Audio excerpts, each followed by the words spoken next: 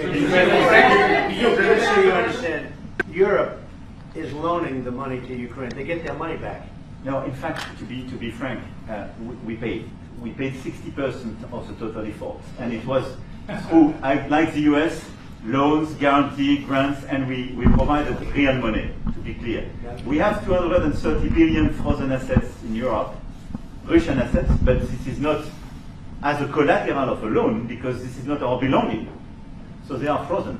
If at the end of the day, in the negotiation we will have with Russia, they're ready to give it to us, super. It will be loan at the end of the day, and Russia will have paid for that. If you believe that, it's okay with me. Mr. President, if they get their money back, we don't, and now we do. But that's only fair. Mr. President, should you think Washington be the one that pays everybody back? Are they the aggressor? Well, we're negotiating everything, and everything's on the table, and we'll see if we can get some land back, and we'll see about a lot of different things. And we're going to be making a little speech and say a few words in a little while. We're going to have another meeting, a luncheon meeting, and we'll see you in about 2 hours. Okay? Thank you very much, everybody. Thank you, Fred. Thank you. Thanks, guys. Selena, that was an interesting moment. Very rarely do you see a world leader kind of stop Trump. You saw Macron actually put his hand on Trump. Like, oh, wait a minute. Let's clarify what we're talking about here when it comes to money to Ukraine, if Ukraine will have to pay back money. And Trump sat back and let Macron have that moment. You do not ever see that.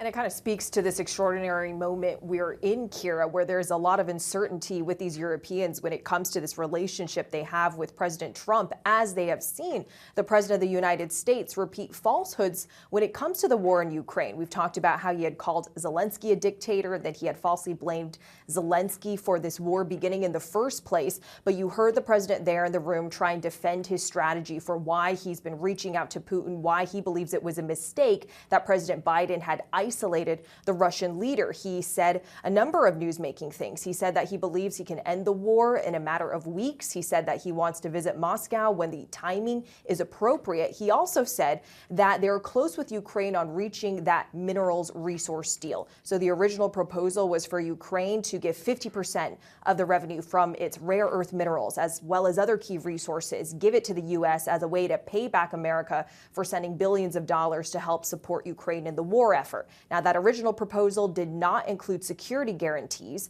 And when the president was asked whether or not this final deal they're trying to reach would include security guarantees, the president said he put it on Europe, essentially saying that Europe is going to ensure that nothing happens. And this all comes, Kira, as we've been talking about this seismic shift in U.S.-European relations, with the incoming chancellor of Germany essentially saying Europe has got to move on from the U.S., learn how to survive and guarantee our own security without the unpredictability coming from America. All right, Selena Wang, thank you.